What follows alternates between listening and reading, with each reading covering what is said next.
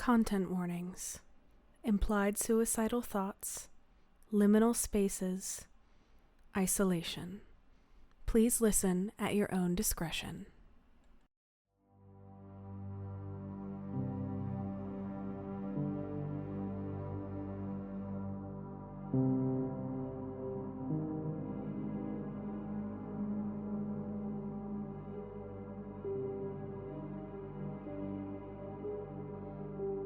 The Usher Foundation, Episode 13.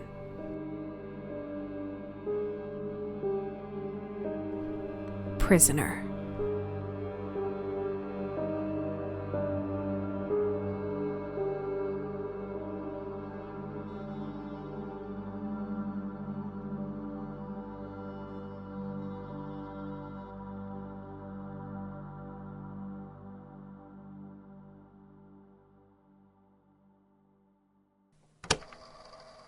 Statement of Isaiah Morrison, age 31 at time of statement. Statement number 03213107.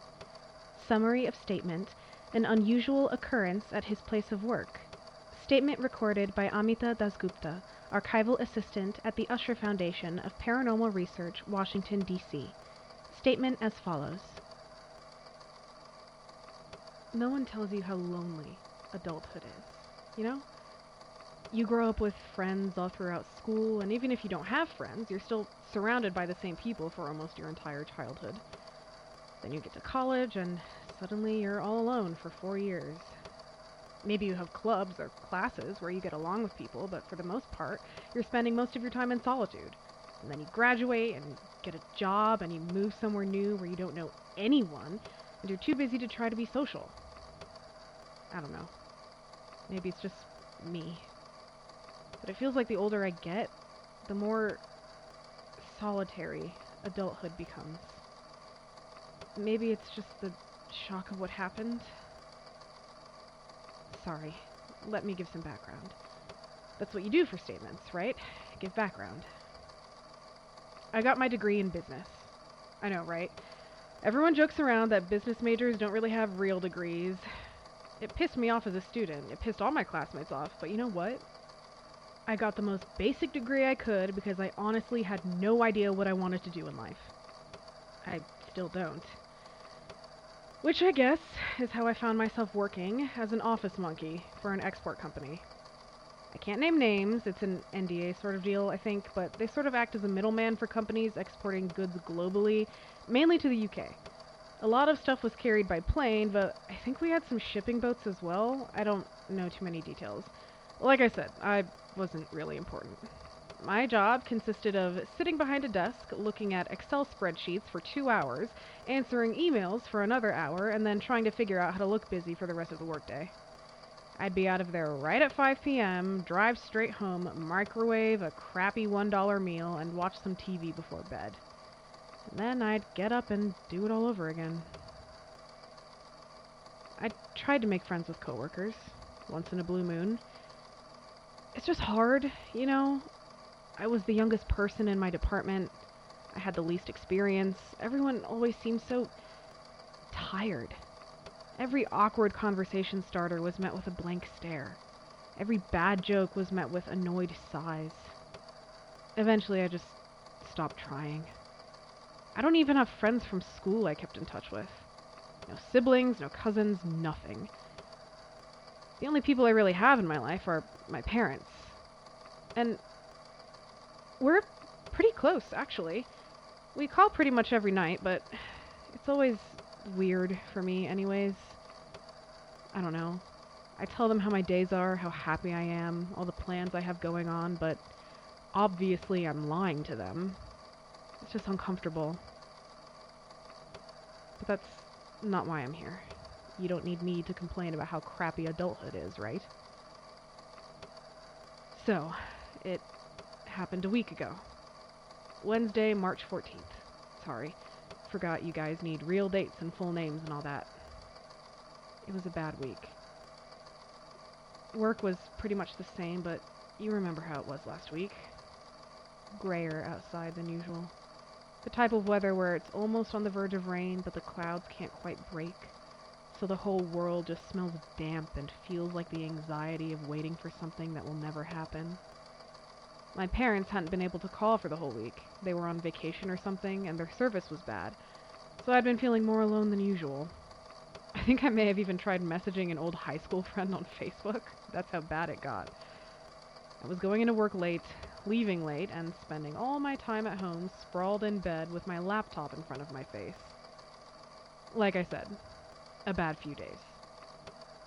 Still though, I was trying to pull myself out of all the bleakness. Tuesday night, after taking a lukewarm shower, I recall staring intensely in the mirror, and I said to myself, tomorrow you'll go in early. You'll leave early, and you'll go out, and you'll go to a bar, and you'll make conversation with at least one person. Kind of a pathetic, motivating speech, but it worked.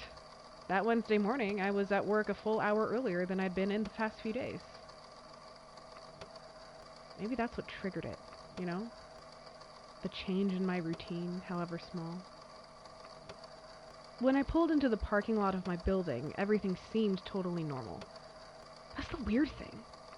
Nothing felt out of place, nothing felt obviously incorrect. Or maybe there were signs and I just didn't see them. I was so focused on making it through the workday so I could keep my promise to myself that evening. I think I was scrolling on my phone as I walked inside and into the elevator, looking for popular bars near my apartment. Actually, thinking back, I don't remember the security guard greeting me at the door. In fact, I don't remember anyone sitting at the front desk in their white and black uniform, nodding in recognition and bare acknowledgement like they usually did. That probably should have been my first clue that something wasn't right. But I simply didn't notice. The elevator up to my floor was empty except for me.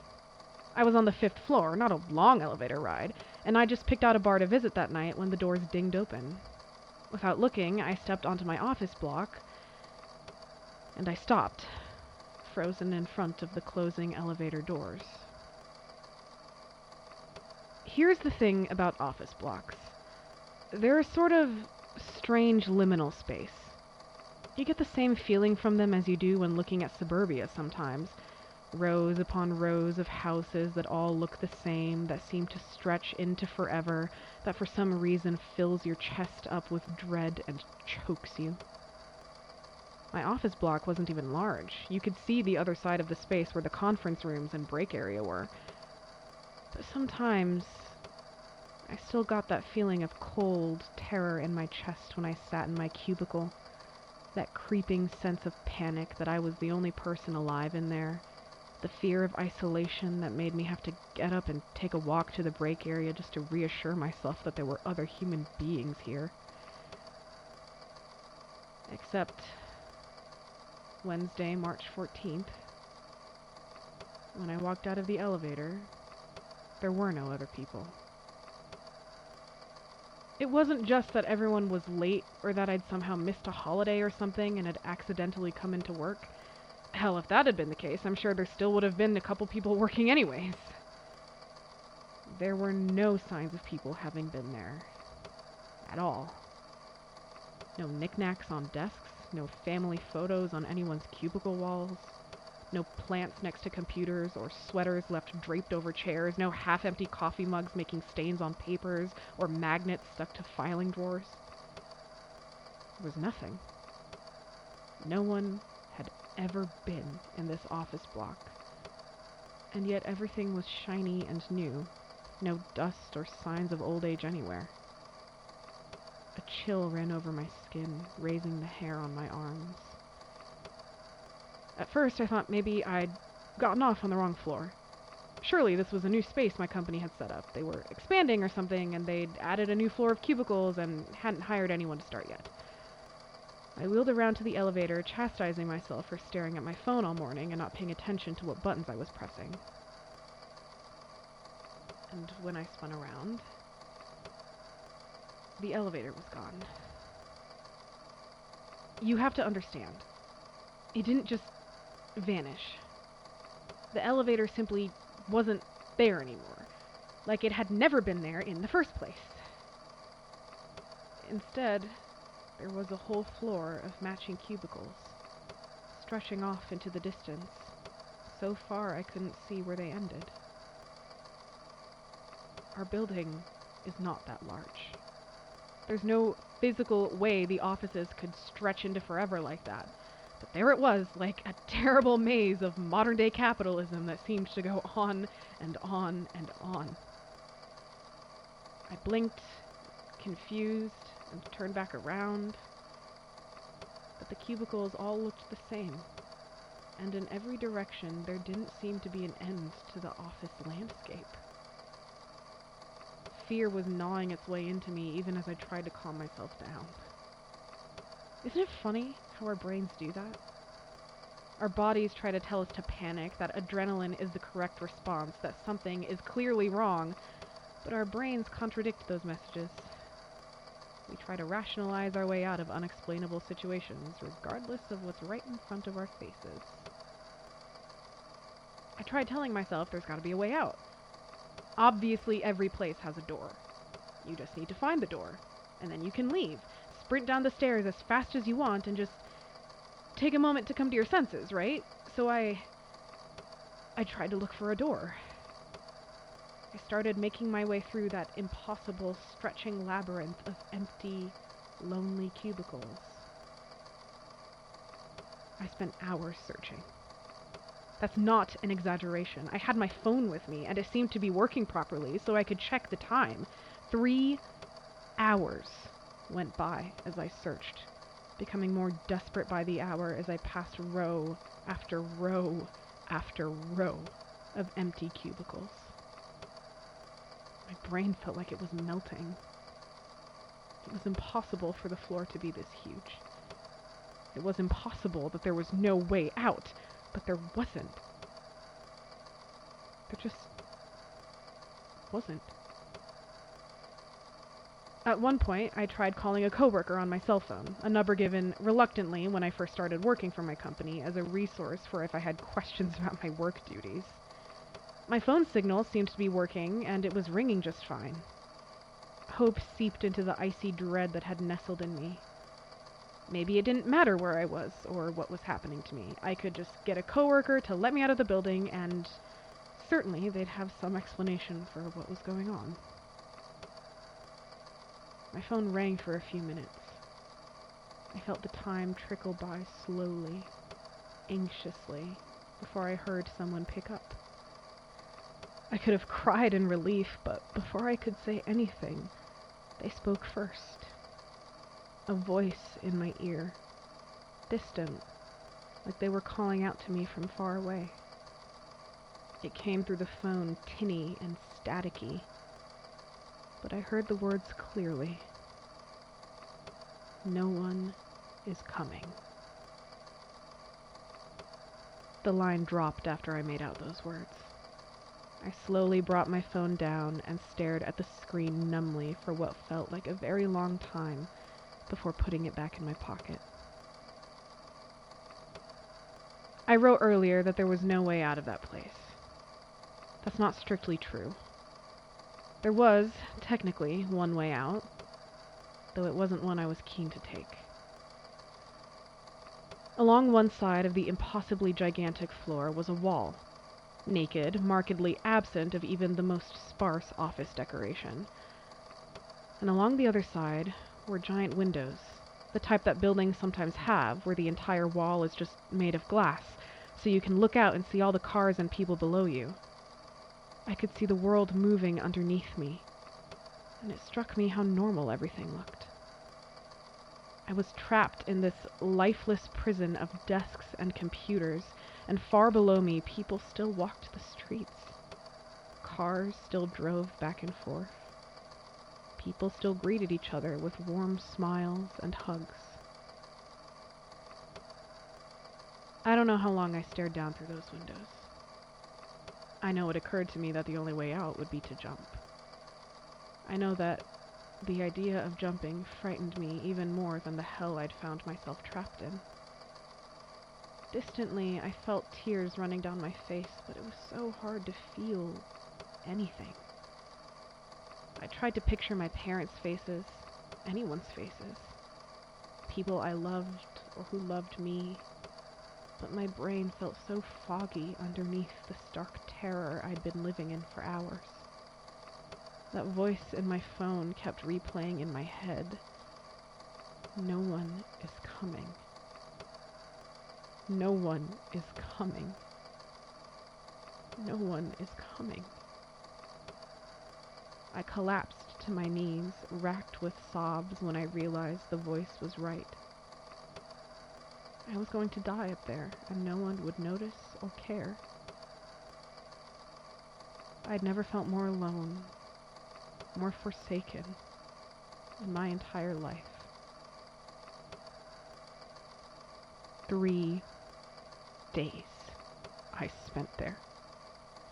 3 days without food or water or any sign of another human being. By the end, I was a mess. I don't think anyone else would have fared any better, really. By the time day 3 rolled around, I was seriously starting to consider jumping through those windows. It was possible the only way out was death, and I was slowly starting to be fine with that. Death might be better than the loneliness I was trapped in. In the end, it was actually my parents who saved me. I'd spent the past 3 days trying to remember their faces, struggling through the fog in my brain, and they saved me from my imprisonment. I was laying on the floor near the windows, dazed and hungry, staring up at the ceiling, when I felt my phone vibrate against my leg. I remember being confused for a minute, afraid of this weird sensation, when I remembered my phone was still on and charged. I scrambled to grab it out of my pocket, and I stared in disbelief at my mother's caller ID. When I answered and heard her voice, I started to cry again. She was talking to me, saying something about coming home early from their vacation, but I didn't even hear her. I just heard the sound of her voice, and how wonderful it was to hear the voice of someone who loved me, who remembered me.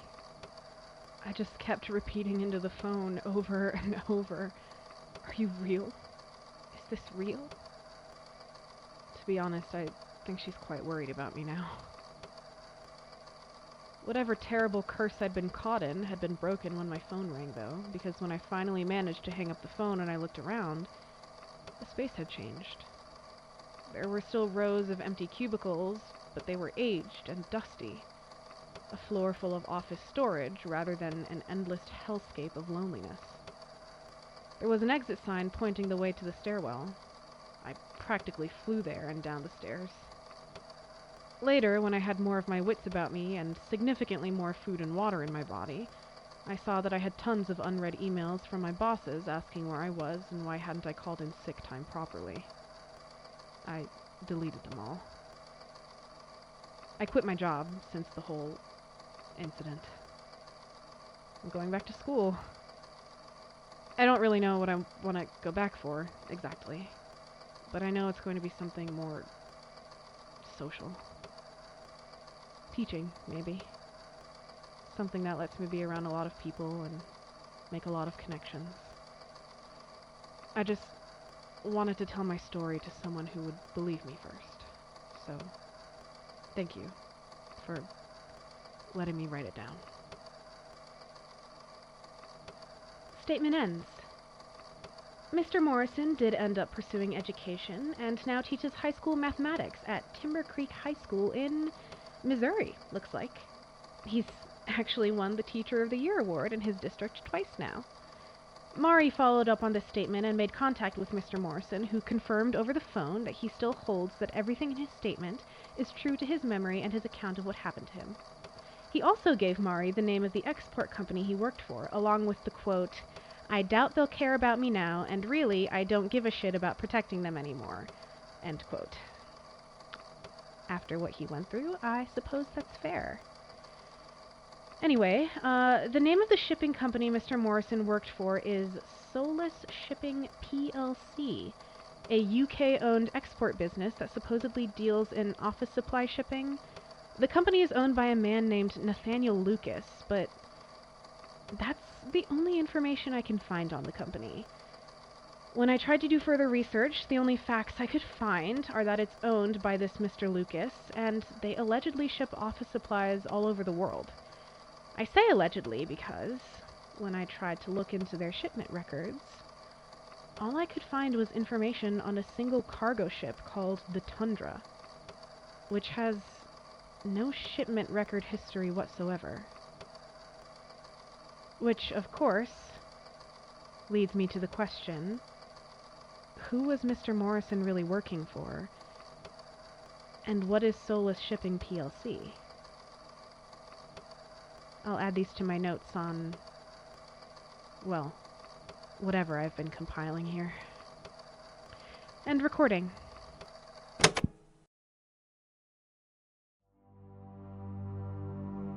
The Magnus Archives is a podcast written by Jonathan Sims and produced by Alexander J. Newall and distributed by Rusty Quill. Story, characters, and ideas written about in this fan-made project belong to Rusty Quill. The Usher Foundation is a fan-made project written by Rashmi Phillips and Mari. All audio used in this project was Creative Commons Use Audio. New episodes every third Friday of the month.